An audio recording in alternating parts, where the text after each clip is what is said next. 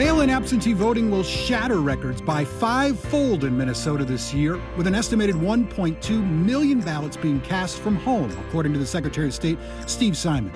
But most voters still prefer to or need to vote in person on Election Day. Of course, this is a challenge during a viral pandemic. The Federal CARES Act gave Minnesota $8.4 million for supplies at the polls. Simon used that money to provide 50,000 3M masks for poll workers, 230,000 disposable masks for voters, 8,000 gallons of hand sanitizer, 8,200 gallons of disinfectant, and 6,000 sanitation stands. This will ensure every booth, pen, and table will be sanitized after every use. And if you don't have a mask, there will be enough for the state to provide you one. For Care to Vote, I'm Chris Arabsky.